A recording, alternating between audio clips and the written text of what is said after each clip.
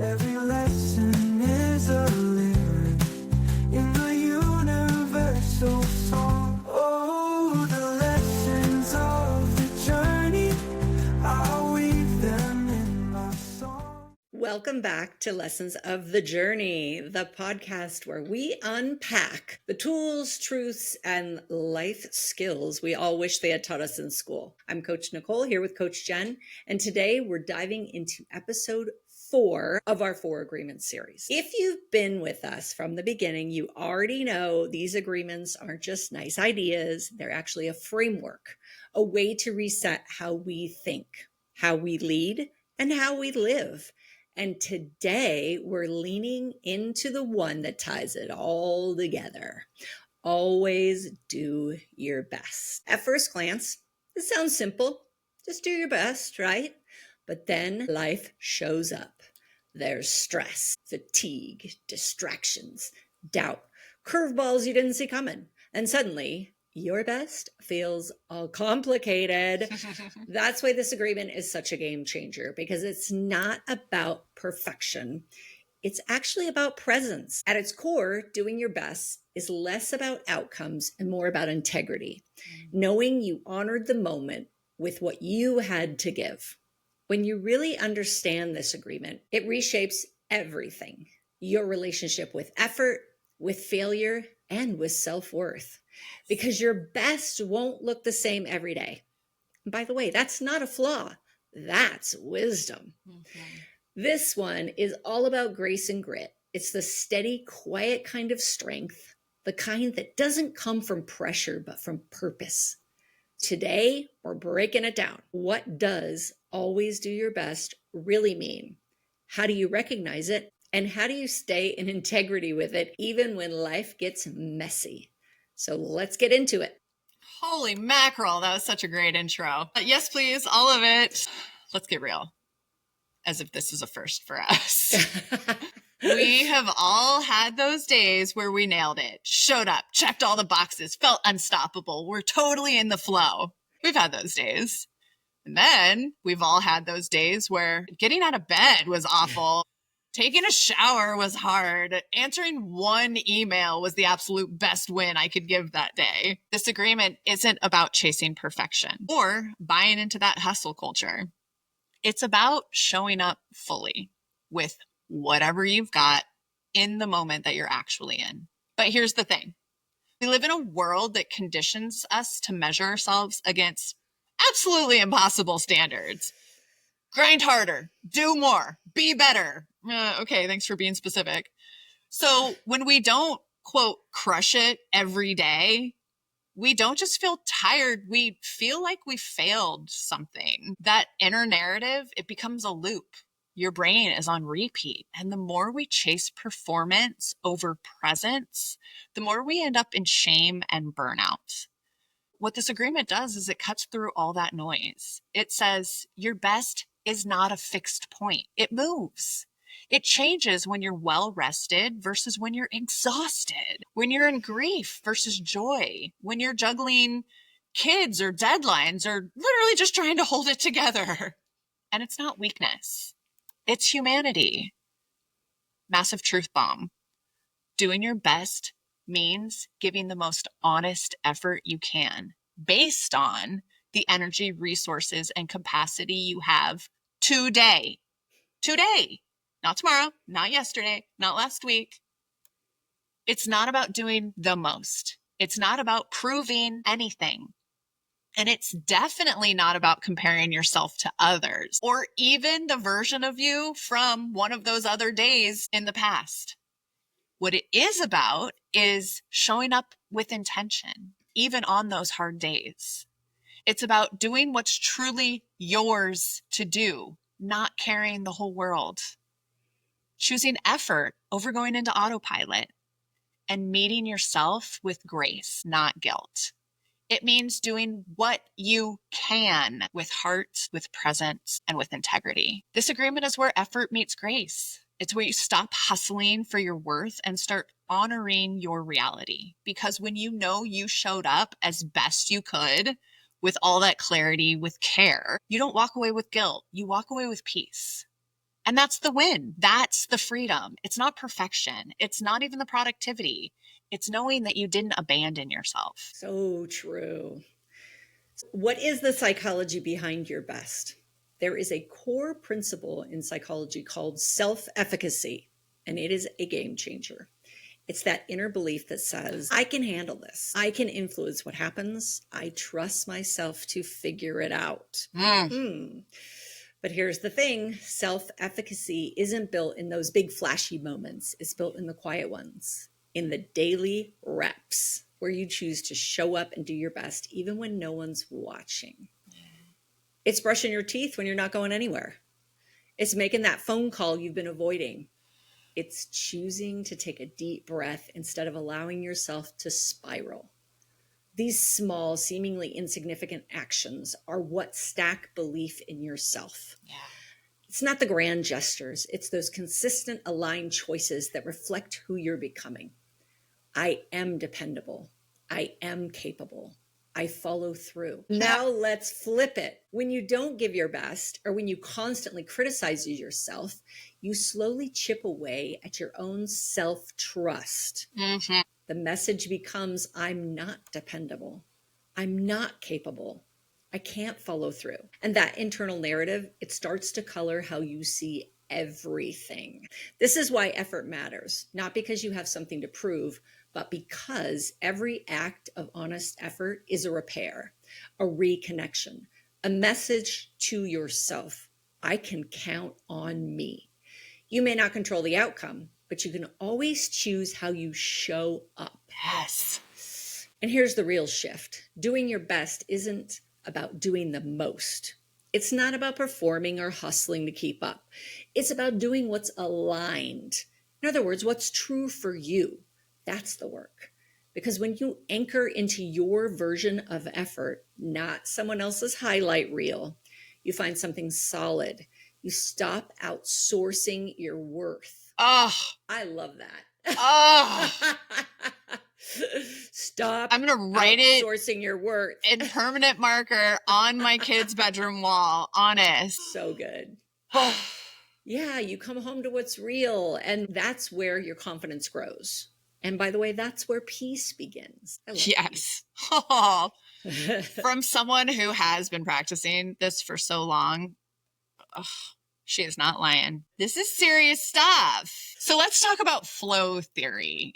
This is a concept developed by psychologists, and please forgive me because this name is a really tough one for me.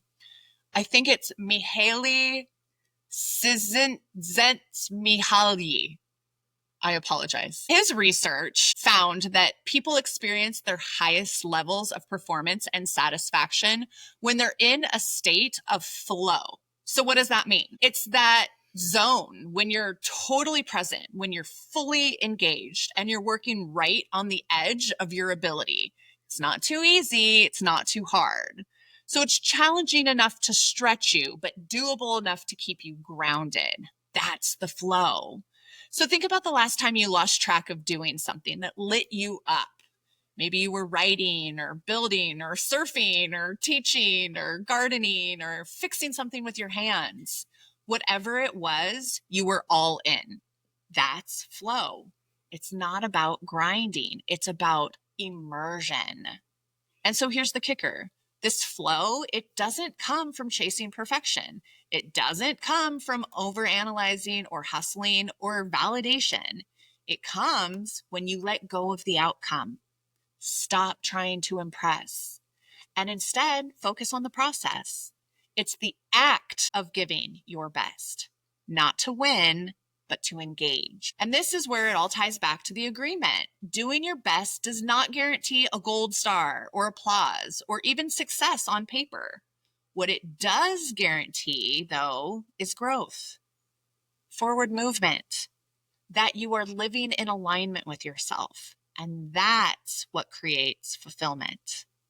Flow lives in the space where effort meets presence. That's the sweet spot. That's where your nervous system calms down. Your creativity wakes up and your confidence builds naturally over time. You're not proving anything. You're experiencing yourself at your best. So when this agreement says always do your best, it's not demanding output. It's inviting you into connection. That connection with your body, your energy, your work, your present moment. And that's where transformation happens. I can so relate to this. I think when I'm doing research is when I'm most in the flow. I will just dive in and I'm like, I have no idea. And my husband's like, you want lunch? I'm like, is it lunchtime? I'm so in research mode and ideas are going and I'm all, I love that. I love being in that space. I didn't realize, I mean, I know I've been in the flow before when I'm doing like menial tasks, but that's interesting to know that that's flow too. I love that. Yeah, I also love the concept that it can be something exact opposite of something like research. I recently took up gardening. I started with tomatoes and I made it a point to be fully present with the plants and the dirt and whatever was going on. Daily, I would go out there and I would get into the flow. I'm pruning, I'm talking to the plants, I'm watering, I'm doing what needs to be done. And when we're talking about not expecting output, I don't then go, okay, I trimmed you. Give me some tomatoes now. I'm ready. Here's my bucket. No, it's the consistent effort put in over time that then produces these beautiful fruits that my kids get to go pick and pop in their mouths. So that I love the idea that flow can be all of that and everything in between. Yes. Whatever's driving you to just be fully in that moment, I think is a very special thing. I love that. That is so cool that it can be both sides of it. Yeah. It can be when you're in the flow of work and when you're in the flow of relax or when you're in the flow of whatever. Gardening is still work, but it's a different type of work. Yeah. I love that it's that whole spectrum. You can feel like you're in the flow. Yeah. That's so cool. Okay, but what happens when your best doesn't feel like enough? Ugh. Been there. Let's talk about the part no one likes to admit, although Jen did. Thank you for admitting that. I will admit it too. Those moments when your best doesn't feel like it was enough. You gave it your all and it still didn't work. The job didn't come through. The client walked. The relationship ended. The scale didn't budge. The launch tanked. And suddenly you're left wondering, what was the point of doing my best, of giving my all? So this is when the inner critic shows up loud. Yep. If I did everything I could and it still failed, maybe I'm the problem. Whoa. But pause right there, because that voice, that's not truth. That's fear talking. Here's the reframe. Doing your best does not guarantee success. It guarantees integrity. It means you were aligned. You showed up fully. You did what was yours to do. And sometimes the outcome still won't go your way. That's not failure. That's feedback. Yeah. By the way, I call that an expensive seminar. Heck yeah. All that time and effort. An inexpensive seminar, depending on what the experience was. And you learned from it. If you got feedback and you approach it from that direction, then that's definitely what you're looking for. This is the moment that resilience is built. Not when it's easy, but when you remind yourself, my worth isn't on trial. I love it. Right? My value doesn't hinge on results. I gave what I had. I honored the moment, and I still have my own back. Yeah. That's what real strength looks like. Because truthfully, we live in a world obsessed with outcomes. Yeah. But healing, growth, personal power, those are the true outcomes that matter. Success isn't just about external wins. It's that quiet courage to keep going when the scoreboard says no. That's the real win, the internal win. So if your best didn't bring the outcome you hoped for, feel the sting, let the disappointment be real, but don't let it rewrite your story because your effort still matters. Your heart still counts. And the next time you show up, you'll do it with more grace, grit, and hard-earned wisdom. Mm-hmm. Yeah. This agreement is protection for the day when effort doesn't equal reward. It keeps you anchored when the world wants to shake your confidence, and it whispers, keep going. Not because success is guaranteed, but because you are worth the effort. I'm going to let that sink in because we've talked about this on other shows that we've done. We have. About your worth not being tied to your output. Because you are worth the effort. Like You matter. And that is everything, I think. I think when I would go through self-sabotage for so long, it was because there was this maybe underlying thought or belief about myself that I really didn't matter in those scenarios. So why? Why keep going? When I figured out that it didn't have anything to do with that, and it makes things more fun anyway, because you're in the moment. Like these real world scenarios, that's our school. This is the school of life here. Let's get into a couple ways in which these things show up at work. Let's say you're working on a big project, but your kid was up all night sick. Who's been there? I've been there. Oh, yeah. Your sleep was trash and your brain feels like mush. Doing your best that day might mean just showing up, or maybe asking for some help, or choosing the 3 most important tasks that need to get done and letting the rest go for that day. Mm-hmm. Or maybe you're in a season of burnout. We've all been there. We're human. Maybe you're rebuilding. Pieces of your life have fallen apart and you're coming back together. Your best might mean setting boundaries, saying no as a complete sentence, and protecting your energy. It's really not about settling. It's about honoring capacity. When you learn to calibrate your energy to your actions, you stop living in shame. You stop the cycle of, I didn't do enough. What more could I do? I need to do more. You start asking, did I actually show up with what I had today? And that is the question that changes everything. Maybe you've been working on your health. Maybe you're trying to move your body every day.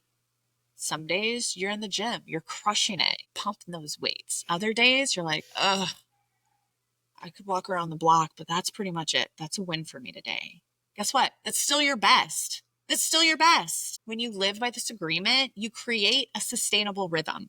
You stop oscillating between overdoing it and burning out. Instead, you build trust with yourself, with your body, with your process.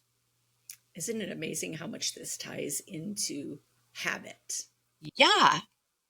Did you do your best today? We just judge that so much based on, well, this one time my best looked like that, and that was the best day of my life. Then you're waking up with the flu and you're like, why can't I perform that way today? Get in bed, please. You're like, unbalanced. Yeah, that's what we're talking about. When you oscillate, you're going back and forth. Gosh, the energy that takes. Judging yourself is like a full-time job. Take it from a past judger of oneself. Like, it's seriously, there's no room for improvement because you're just judging the last thing that you did based on an unattainable version of who you think you, quote, should be in these moments. It's wild. It's crazy. You know what gets left out of this conversation? Joy, play, lightness. We talk about grit and grace, showing up in hard seasons. That's real. But your best doesn't always have to feel like a grind. Sometimes your best is going to be laughter. Sometimes it's going to be spontaneity. Sometimes it's going to look like you dancing barefoot in your kitchen after a long day because your whole soul needed the music way more than your to-do list needed to get done. Joy is not a distraction from your best. It's definitely part of it. So giving yourself permission to feel good, to play, to rest, to laugh, that's effort too. It's also that presence. Because, truth be told, when you allow joy into your process, you are not lowering the bar. You're definitely raising your energy. You are honoring your humanness. And often that's exactly what renews your whole capacity to show up with more love, more creativity, and more intention. I love that. And that's another place to be in the flow. Yes. Like, come on, when you're dancing in your kitchen barefoot to music, you aren't paying attention to anything but what's happening. I love that. That is awesome. Yeah. We also want to name something really important here. How our background, our identity, and our culture shapes our definition of always doing your best. For some of us, we were raised to believe that our best meant self-sacrifice, that being exhausted or always productive was the goal. This reminds me of that movie Encanto with the woman who was the strong girl, and the whole thing was she started to get exhausted. Maybe you were taught that rest was laziness, or that your worth was tied to your output. And depending on your identity, your race, your gender, your class, your family role, doing your best may have been code for carry everything, never complain, and don't take up too much space. Oh, everybody I know from my generation. Really. We can relate to this. Let's be real clear. That is not your best. That's someone else's survival script. Yeah. And this agreement gives you permission to rewrite it. Doing your best isn't about proving that you're strong enough to endure it all. It's about knowing what you need in this season of life and honoring that without apology. Your best can be bold and brave or quiet and slow. Either way, it's yours. And that's what makes it powerful. Yes. I just verbal vomited on my 5-year-old recently because we're choosing homeschool next year. And I got so emotional trying to help him understand that his life is his, not mine to live for him. It's not for me to tell him what I want him to do or what I think he needs to do, because that's what was put on me. Not maliciously, it was very much a protective thing from my family. And it's one thing that didn't really allow me to fully expand into myself that I'm currently working my way out of. So it's really important that I start these conversations with my kids, because my 5-year-old in particular is one that will look to me. Mom, is that, and I'm like, babe, do. Come on, get it out there and do it. And I love what you just said, that someone else's survival script. That is what's put on us. It's put on us from such a young age. We don't even realize it. And the people putting it on us don't even realize it. Again, it's not malicious. It's just, how do I keep you safe? Because you're everything that matters to me. Mm-hmm. I'm just working on choosing differently. And I really want my kids to understand that I may want you to do something, but it doesn't mean that you may want to do it. And that's okay. My feelings won't be hurt. I won't think that you're disrespecting me in any way by telling me, Mom, that's not what I want. I want something different. So we're really working on changing past traumas here in this life. It's wild. I want my kids to be bold and brave, or quiet and slow, or any mix in between. I want them to be who they were created to be. Yeah, there's another layer we don't often talk about when it comes to doing your best. That's your body. It's the somatic side. Because, the truth is, your body is often more honest than your brain. Weird thing, I used to break out an eczema as a response to stress, but I couldn't tell you from my brain what I was stressed about. It would come up weeks later after the eczema has already taken over. And since I have corrected it, but my body was telling me that something was happening before my logical brain could say, oh, I'm stressed. It was so interesting. Speaking to that, your calendar might say, you have room, go harder. But your nervous system might be screaming, whoa, whoa, whoa, slow down. If you're not checking in with your body, it could be a tight jaw. It could be a clenched stomach. It could be a shallow breath. You're missing these signals that tell you what your real capacity is.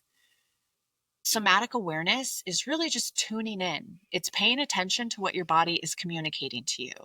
Is your chest heavy when you say yes? Are your shoulders rising by noon every day? Is your body trying to perform or protect you? We often ignore these cues. We override ourselves in the name of productivity. But when we include the body in the conversation, we start making aligned decisions. They're decisions that don't just look good, they feel right. Maybe today, doing your best looks like honoring tension with movement, taking a break before you snap, breathing before you push, giving yourself 10 minutes of stillness so your nervous system can recalibrate. True story, you guys. I needed that with Nicole today. I had a situation this morning and I was like, I need to take a minute because I cannot bring that energy into this. I got to take a minute. I got to get rid of it. And I did. And thank goodness for the grace on that side and the communication. And here we are. This isn't being soft. It's actual intelligence. Your body holds so much wisdom. And when you partner with it, I love that. When you partner with your body, you stop chasing your best from a place of pressure and you start embodying it from a place of presence. I'm so glad we talked about the body, because the body holds so much. Yeah. And it is so knowledgeable. I love that we're bringing that into it. Are we paying attention and listening to our body? Such an important piece. I think that's a wonderful intro to the tools as we talk about listening to your body. One of the tools for always doing your best is redefining your best for today. Mm-hmm. This is really your moment to check in, to ask yourself, what do I have to give today? Mentally, emotionally, physically. And those could be different. Pay Yeah. attention to that. Sometimes we're all there physically, but mentally, I'm kind of checked out today. That's Yeah. okay. Emotionally, I'm kind of on edge. We don't know where we are. Yeah. By the way, as women, sometimes this is moment to moment. Uh-huh. Yep. What do I have to give in the next hour, Yeah. mentally, emotionally, and physically? That can be the question. That's okay. Yeah. Yeah. I love this right now. What is this right now? Because have we ever had days where like, oh, I was crushing the morning and then something happened and later in the day you end up talking to somebody you talked to when you were crushing it and everything's changed and you're like, okay, right now, what do I have to get? It's gone. Yeah, I love that. What do I have to give right now? Yeah. That's a great check-in. What does it look like to honor that without guilt or comparison? Now, are we sure, Jen, that we can't have guilt and comparison? This seems like a strong rule to me. Well, okay, let's really get into it. What for? Guilt means I'm judging myself. Guilt means I'm using the quote that I should be doing something more, different, better. There's so much judging when you're carrying that guilt, or even comparison. So guilt and comparison lie in the same bed. Yeah. If I'm doing my absolute best from moment to moment, how is it then possible that I'm carrying these two things with me? We're looking at me. We're looking on the inside here. Yeah. All of these agreements have nothing to do with anybody else around. To compare is to really live an inauthentic life. To walk around with guilt, if you are always doing your best, I don't think those two things can live in the same space. That makes sense. This is the hard part for me. I can tell you where I'm at, where I am in this moment. Here's how I feel mentally. Here's how I feel emotionally. Here's how I feel physically. Then I have to stop myself from the judgment of that. Yeah, that's the work. That is the work for me, really. I don't know if anybody resonates with that, but I was like, oh, that's the hard part right there. Yeah, it is. It's work. We're not saying this is easy, but it does make things better. There you go. The next question. What truly needs my energy and what can wait? Yeah. Release the version of you who had more time, more energy, more capacity. She's not here right now, but the version of you who is, she's still worthy. She still counts, and she still gets to win on her own terms. So powerful. That's the thing that I need to write on my wall. She's not here right now. I love that. That girl that you met yesterday, she's not here right now. That girl from a month ago that was on fire all day long, she is no longer in the room, but I am, and I am still worthy, and I still count, and I still get to win on my terms. Yes. That is so much power right there. That is tool number 1, redefining your best today. Mm-hmm. Tool number 2, shift from outcome to integrity. We addressed this a little bit. Integrity, by the way, means the quality of being honest and having strong moral principles, moral uprightness. Not getting the result you wanted doesn't mean you failed. The deeper question is, did I show up with honesty, with effort, with the presence I had to give? When we chase outcomes, we tie our worth to things outside our control.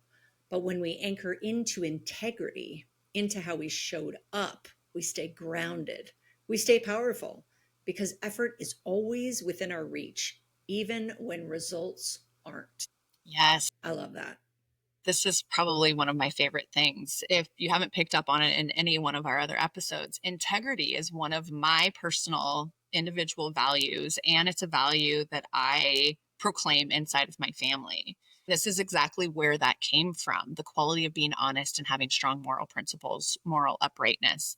This is how I'm raising my boys into men. This is how I choose to practice, because it's all practice, showing up with integrity. This matters so much to me that it's literally one of my family values. And it changes the way you walk about life. Really, truly. I love this tool. It has helped me individually, and it is a basis for really how I'm choosing to interact with my children and raise them. Tool number 2. Whew, my fave. Thank you. I love that integrity first talks about honesty. Yeah. I want to be really clear that when you're in a high level of integrity, you do not use strong moral principle or your moral uprightness to be better than or to down anyone else, because that's not honesty. I just want to be really clear that true integrity never puts you above someone else. You're going to be morally principled, and moral principles have a lot to do with society. It really does. Just something to point out. Yeah, thank you for that. Okay, third tool, build a recovery ritual. Ritual is one of those words that I had to create new meaning for myself for, because I went, ritual, who has time for that? You got to build a shrine and commit an altar and, that whole thing. I can't do this. When really it's not that deep if you don't want it to be. It can be if that suits you and your life and the way you're doing things, but it doesn't have to be. This is really about on the days you fall short, because you will, because we're human. Have a ritual that reminds you that you are human. You're not actually a machine.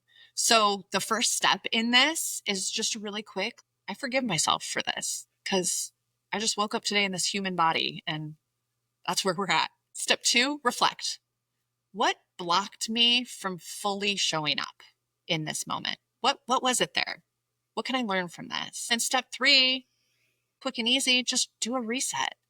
I call it the athlete's mentality. A center fielder can't drop a ball in the first inning and then carry that with them for 9 innings. You got to get rid of it. Okay, that happened. Can't change it. Do better next time. Reset. Tomorrow is another chance. That next inning is another chance. That next moment, it's another opportunity to do it differently if you're choosing to. This is how we build consistency. It's not from punishment. It's from compassion. Tool number 4, check for the hidden shoulds. Should. If you've ever heard me speak, should is such a judgy word. So judgy. And it's sneaky because, it's just intertwined into our language. Sometimes we think we are doing our best, but we're still performing for approval. This was like my whole life. I should be doing this. I should be doing this. I should be doing. Not one bit of those shoulds were in alignment with my authentic self. Are you still saying yes when you're totally burnt out? Are you still measuring your worth by somebody else's yardstick? That's the quickest way downhill. We want to remember to pause and ask, is this my best? Or am I doing this for someone else's expectation? Ask yourself, am I acting from alignment, or am I really just people pleasing? Because your best does not mean burn you out. It means that you're in that integrity with yourself. These are so fantastic. I just want to be really clear that if you listen to our podcast, you are not going to learn these things through osmosis of our words. You have to take the time and the rewind button to write these things down and have your cards with you. You've got to do the work to make this happen. These are such good tools. Yeah, they really are. And it's going to be what resonates with you in the moment. The expectation is, hey, here are a couple tools. Mm-hmm. Choose what resonates and put that one thing into practice. We're not going anywhere. You can come back and find our recordings. Yep. There's going to be time after time. You're like, ooh, what was that other thing that I wanted to put into practice? By shifting just a tad intentionally, your whole world is going to move if that's what you want it to do. Yes. Thank you, Nicole, for that. Let's talk about the Calm Language Toolkits. These are just basically quick phrases to help anchor into this agreement. Again, you can write these down, pick the ones you like, adjust them to words that work for you. These are just jumping off points. Number 1, my best looks different each day, and that's okay. Oh, I love a rhyme. Come on. Yep. My best looks different each day, and that's okay. I'm going to do that with my grandkids. You know the best way to remember something is teach your kids a rhyme because they'll never shut up. Yes. They take adults who have rhymes from when they were in grade school, and they still know them. Yes. Absolutely. You still know the words to a song. All right. Number 2, I'm showing up with what I have to give, and that's enough. Yes. Number 3, I choose progress over perfection. We love progress. That one hits deep for those, but it's not perfect. Okay, done is better than perfect. Earlier you said I was not a machine. I was slightly offended by that. I want to be perfect and I want to be a machine. Until they have the ability to make me an AI perfect machine, no eating, no everything. Come on, that's Nicole's dream. Never gonna happen. Human, super flawed, not a machine. Yes. Progress. Yes. No perfection. Besides, you know what? Even a machine's not gonna be perfect. There is That's no right. They perfection. break down. They need humans to fix that. Exactly. There you go. All right. Next one. I think we're on 4. Today, my effort is more than enough. More than enough. It's because the effort, like you could have just stood there doing nothing and that was enough. But if you're putting effort in, that's more than enough. Number 5, I meet myself with honesty, not shame. No shame. No shame. X on the shame. No shame in the game. Honesty, honesty, honesty. Yep. Number 6, even today's version of my best is a win. Yeah. Win, win, win, baby. You can go to bed every day going, I got the dub today. I'm good. That's it. That's it.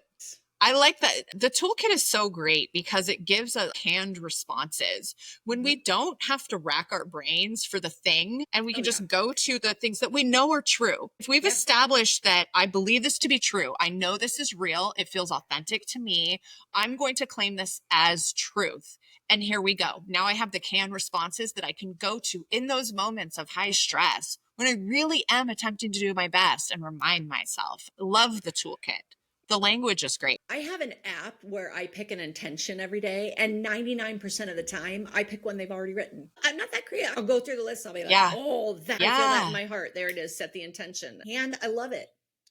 We do not need to recreate the wheel. This is a structure that's been laid out for a long while now. If any of it resonates with you, use it. That's what it's for. This was a book written for folks like us. Mm-hmm. It was intended to be used. Get it out there. And what happens when we miss the mark? Because we do. You will have days where this isn't going to work. But instead of that spiraling that we get ourselves into, we take that pause, we ask, what got in the way here? Now I'm being curious within myself. What got in the way for me? What needs support or some shifting in this moment? What would compassion look like right now? Now, speaking personally, I very easily can go right into this with friends, clients, family, all of those things. But when you ask Jen to take a seat and look inside, Jen, oh, that's the tough part. Yeah. That's the tough part because it goes straight to judgment again. If I were to ask myself, Jen, what got in the way? I promise you, this has happened before. Well, it's if you would have been better at this and you could have, and you. And now I'm talking to myself like I'm just being plain mean. I wouldn't let anybody else talk to myself that way. That's not cool. If I were to ask myself what needs support or shifting right now, I would say, well, if that guy wasn't such a jerk, that's not what we're talking about here. That's not my best. Then do I even know how to be compassionate with myself? Lifelong learning here. This is a regular practice. And it's called grace. So many years people would go, Jen, you just need to have a little grace with yourself. If somebody could tell me what that could look like, I would be glad to have some grace. Nobody could ever tell me. I'm telling you now. It does not lower your standards for yourself. It actually builds strength inside of you. You do not need to be perfect to be powerful. You just need to be present. You just need to be willing. I love the idea of taking these 3 questions and asking yourself at the end of the night. Yeah. Before you go to bed. Because if you're checking in and saying, okay, how well did I do today? And if you go, we have those days. Yep. Today didn't go so well. Okay, we'll ask these questions. What got in the way? What needs support or shifting? And what would compassion look like right now? Yeah. I love that. Answering those questions would really help you understand that you did your best. I used to get migraines. I could not function. My migraine days had me in bed curled up, trying not to vomit. And what do you think my best is going to look like in those moments? Is it going to be she's out crushing it, picking up the kids, taking them to practice, doing the work, meeting with clients, signing some deals? No, not vomiting. I can't open my eyes on migraine days. We have since got those figured out. But guess what? Had I sat back on those days and went, why am I comparing myself to that Jen from that other day? Well, what got in the way? It's this damn migraine. That's what got in the way. What needs support or shifting? I need help with my kids today. It takes so much energy off of the judging and so much investment into, oh, look, I didn't just choose to be a wild, pointless animal today. I didn't choose this.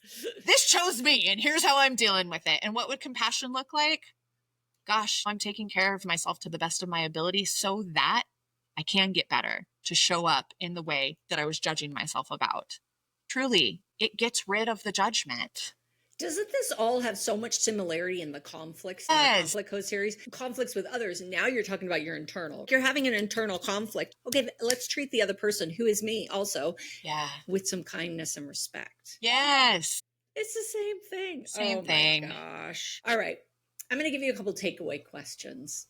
First of all, what does my best truly look like in this season of life? Oh, thank you for saying that. This season of life. Yeah. Because how many do we have? A lot. And this is an interesting season as a woman, let me tell you. Where might I be holding myself to unrealistic or outdated standards? Good distinction there. I like the outdated because I'm not 20 anymore. Yeah. I'm not 30 anymore. I'm not even in my 40s anymore. So those are outdated standards for me at my age. Yep. What am I holding myself to? Yeah, interesting. How can I offer myself more grace and show up with steady consistency? And that consistency, remember, it's not in the level that you show up. It's in how you treat yourself when you show up at the level you do. That's the consistency we're looking for. Yep. In what area of my life could I redefine success by effort, not outcome? I'm going to drop the mic right there. There you go. This just hits so hard as a mother. Yeah. Because we so often think that the way our kids show up outside of our house is a reflection of outcome by us, instead of I put the effort into my children every single day to keep them healthy, to help them know they're loved, to educate them to the best of our ability, to do all of these things. This is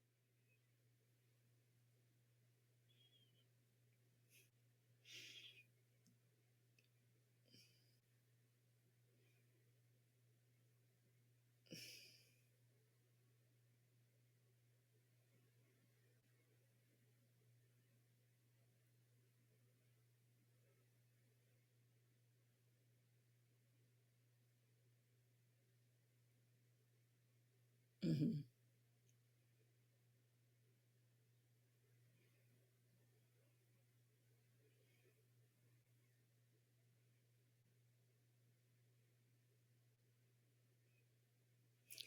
So good. Remember this, doing your best isn't about overextending or proving yourself. It's about showing up with what's real. We do not show up with what's real often enough. It's what turns the routine into something meaningful. It's what builds confidence, trust, and peace, one choice at a time.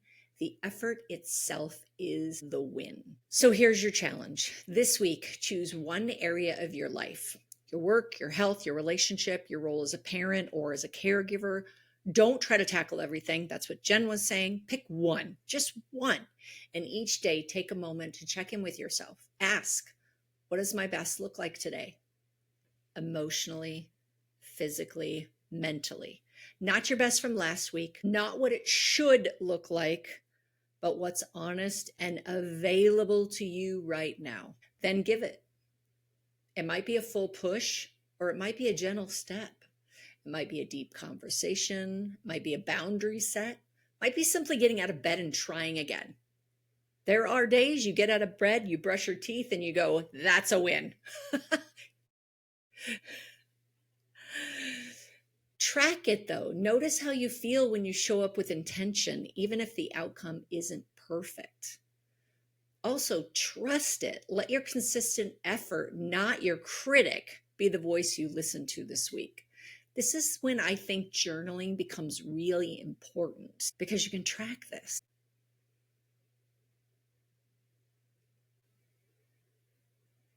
Yes.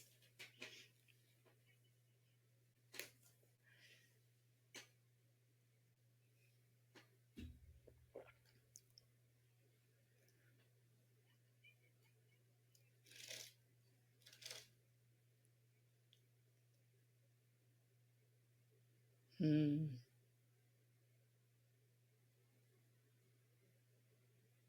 Isn't that interesting? It's true. So let's do some takeaways.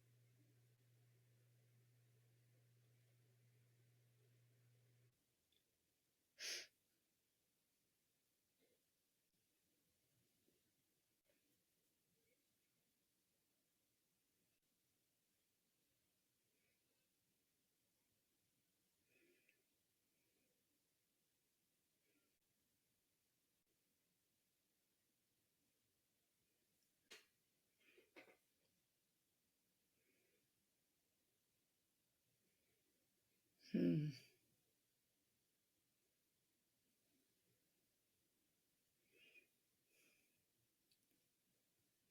Yeah.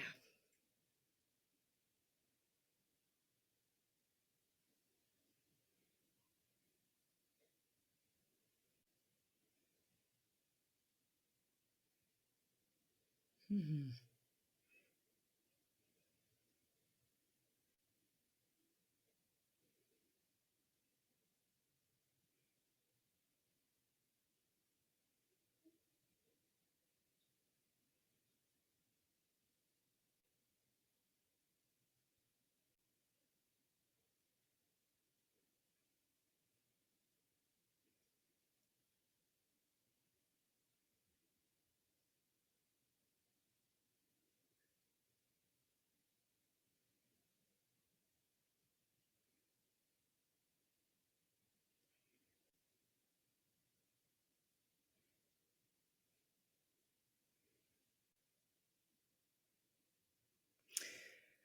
I think of these agreements almost like I think of habits or calendaring or boundaries. They're these words we have some definition around them, but they're giant pools of information and knowledge. That's why I love the term clarity is power so much, because when you start focusing on something and you go deeper and deeper and deeper and deeper, what you find is often as you go deeper, you go smaller and smaller and smaller and smaller. And you come down to the always doing my best is literally checking in with myself hour by hour, moment by moment, because things change. And I'm a person who evolves each day in a different way. I show up differently. And it's that bringing it down into the depths of the definition that I love. So, clarity, all the clarity, minute by minute. I love it.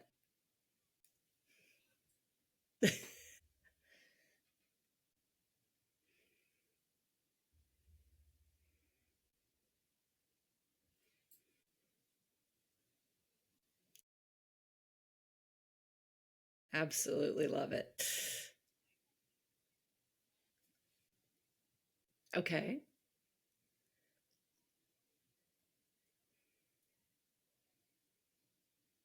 The Harry Potter series. Any of them, by the way. And I won't pick a favorite. I know most people have a favorite. I just won't. I love them. I learn something new from them all the time. I always pick up different things. There's so many lessons in those movies that are so powerful. Oh, yeah, that's what I would go with. I love them. Yeah. All right. My question for you. Do you think it's okay to lie sometimes?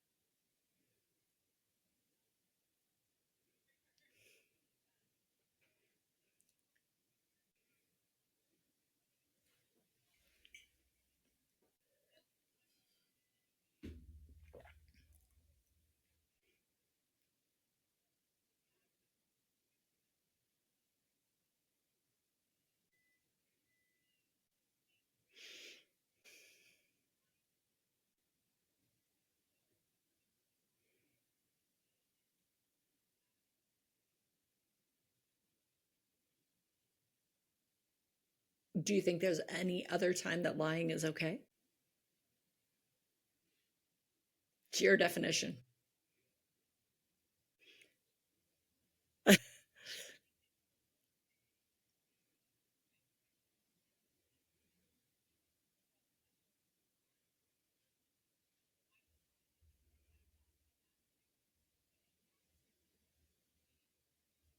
Mm.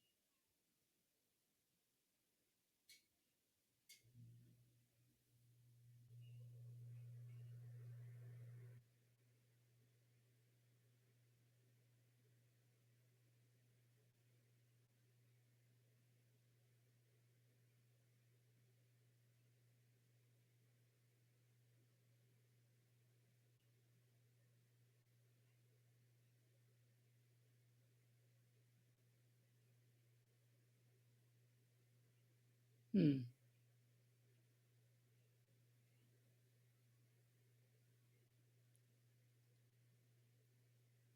That was a good answer. Yeah. Safety, though, that's a very good point.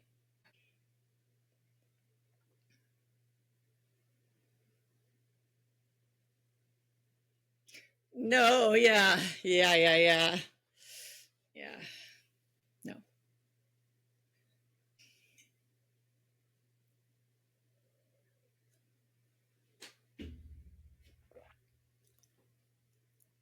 Mhm.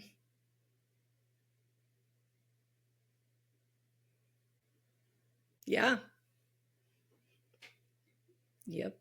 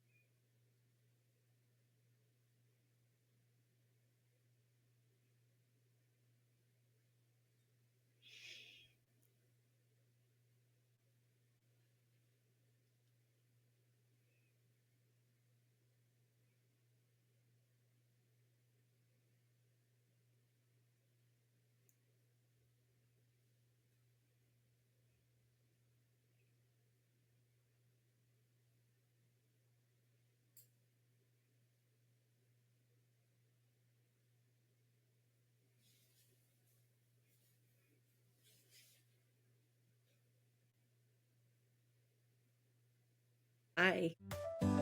Write your lines with passion, let your spirit freely roam. The lessons of your journey